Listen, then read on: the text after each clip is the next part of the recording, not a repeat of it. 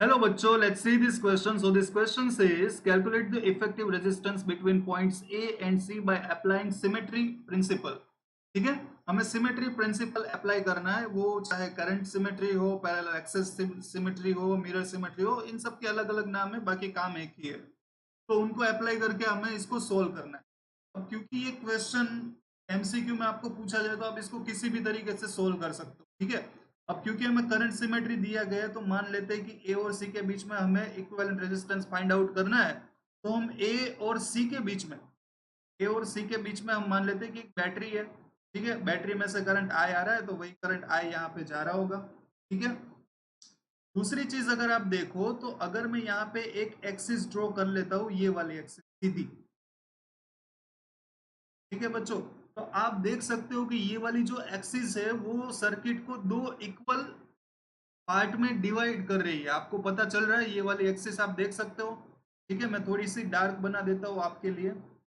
ये वाली एक्सिस बच्चों अगर आप देखोगे तो आपको पता चलेगा कि ये वाली एक्सिस पूरे सर्किट को दो इक्वल पार्ट्स में डिवाइड कर रही है, एक लेफ्ट वाला और एक राइट वाला, ठीक है। इसका क्या मतलब हुआ? इसका ये मतलब हुआ कि अगर मान लो कि यहां से करंट जा रहा है I1, यहां से करंट जा रहा है I2, यहां से करंट जा रहा है I3, ठीक है। आई को मैंने तीन पार्ट्स में डिवाइड कर दिया, I1, I2 और I3। तो क्योंकि यहाँ पे इक्वल सर्किट बन रही है तो ये देखो, ये जो एक्सिस है इसको आप ऐसे भी मान सकते हो कि लेफ्ट वाली सर्किट का मिरर इमेज राइट वाली सर्किट है, ऐसा भी मान सकते हो, ठीक है। ये सारे अलग अलग नाम है, बाकी इनका काम एक ही है, आप कोई भी मेथड यूज कर सकते हो, ठीक है।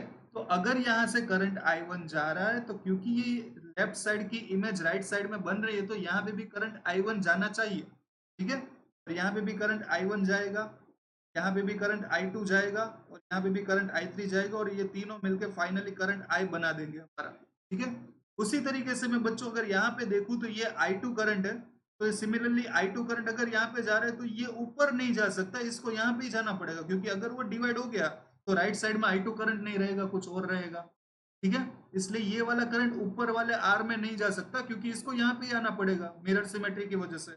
सिमिलरली I3 वाले करंट के पास तो कोई चॉइस ही नहीं है, वो तो सीधा जाएगा, वो तो दिख ही रहा है, ठीक है। अब यहाँ से पता क्या चलता है? पता ये चलता है बच्चों कि कोई भी करंट ये वाले आर रेजिस्टर में नहीं जा रहा है। अब कोई भी करंट अगर यहाँ पे नहीं जा रहा है तो ये वाली ब्रांच को आप यहाँ से हटा सकते हो, ठीक है। तो हमारी सर्किट देखो बच्चों क्या बन गई, हमारी सर्किट ये वाली बन गई। यहाँ पे हो गया एक,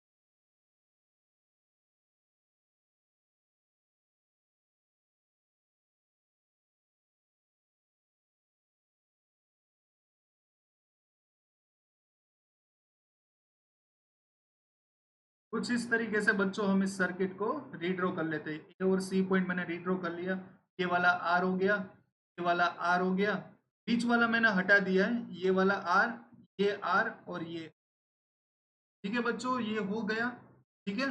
अब बहुत ही इजी क्वेश्चन हमारा हो चुका है। अब देखो बच्चों, इसको मैं फिर से एक बार रीड्रॉ कर लेता हूँ, क्योंकि मुझे दिख रहा है ये आर दोनों सीरीज में, ये आर और ये आर ये दोनों भी सीरीज में। तो उसका इक्विवेलेंट रेजिस्टेंस आर डैश कितना हो जाएगा? क्योंकि दोनों सीरीज में, तो R1 प्लस R2 के अकॉर्डिंगली उनका इक्विवेलेंट रेजिस्टेंस हो जाएगा 2R, ठीक है। तो अब मैं, देखना बच्चों, ये ए पॉइंट हो गया, ये उन दोनों के बीच में एक आर रेजिस्टेंस हो गया, और ये सी पॉइंट हो गया, ठीक है। अब इन सी पॉइंट्स के ऊपर आर और आर का हो जाएगा 2R, और ऊपर वाले आर और आर का भी हो जाएगा 2R। अब तो सर्किट बच्चों काफी सिंपल हो गई, आप देख सकते हो कि ये तीनों पैरेलल में आपको दिख रहा है, ठीक है। तो इनका आर इक्विवेलेंट कितना आ जाएगा? 1/R equivalent is equal to 1/R1 plus 1/R2 plus 1/R3, उसके अकॉर्डिंग ये हो जाएगा। अब 1/2R प्लस 1/2R, आधा प्लस आधा इज इक्वल टू कितना हो जाएगा बच्चों? इक्वल मतलब कि 1/R हो जाएगा। मैंने इन दोनों को सोल्व किया है, ठीक है। आधा प्लस आधा पूरा हो जाएगा, और ये वाला 1/R तो बाकी ही था। अब 1/R प्लस 1/R 2/R हो जाएगा। 1/R इक्विवेलेंट कितना आ जाएगा बच्चों? 2/R। तो R इक्विवेलेंट कितना आ जाएगा? उल्टा कर दो तो R/2। तो हमारा फाइनल आंसर कितना निकल के आ रहा है? R/2। मतलब कि इस पूरी सर्किट को अगर मैं ऐसे रीड्रॉ करूं कि ये पॉइंट ए है और ये पॉइंट सी है, और दोनों के बीच में केवल एक ही रेजिस्टेंस है, तो कितना होगा? R/2 का होगा, ठीक है। बहुत ही इजी क्वेश्चन था बच्चों।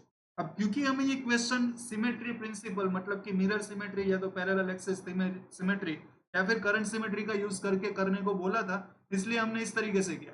बाकी अगर आप ये क्वेश्चन को किसी दूसरी मेथड से करना चाहो तो भी कर सकते हो। फॉर एग्जाम्पल, ये आपको सीधा सीधा दिख रहा था बच्चों की ये जो 5 रेजिस्टेंस की सर्किट है, ठीक है, मैं कोई और कलर यूज कर लेता हूं ताकि आपको समझ में आए।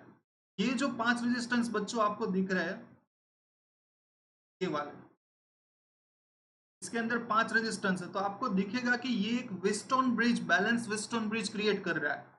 ठीक है, देखो आप R1 by R2 is equal to R3 by R4 वाला केस बन रहा है, तो ये बैलेंस वेस्टर्न ब्रिज है। और हम जानते हैं कि इस केस में जो बीच वाली गैल्वेनोमीटर वाली साइड होती है उसमें से कोई भी करंट पास आउट नहीं होता, तो ये वाली साइड में से कोई भी करंट पास आउट नहीं होगा। तो आप देख सकते हो कि सिमिलर वही सर्किट बन जाएगी जो हमने यहाँ पे रीड्रॉ करी है। ठीक है, तो आप इसको बैलेंस वेस्टर्न ब्रिज से भी कर सकते हो और सिमेट्री प्रिंसिपल से भी कर सकते हो, लेकिन आंसर आपका सेम ही आएगा। तो हमारे इस क्वेश्चन का आंसर है R equivalent is equal to R by 2। I hope कि बच्चों की ये वाला क्वेश्चन आपको समझ में आया होगा। Thank you so much.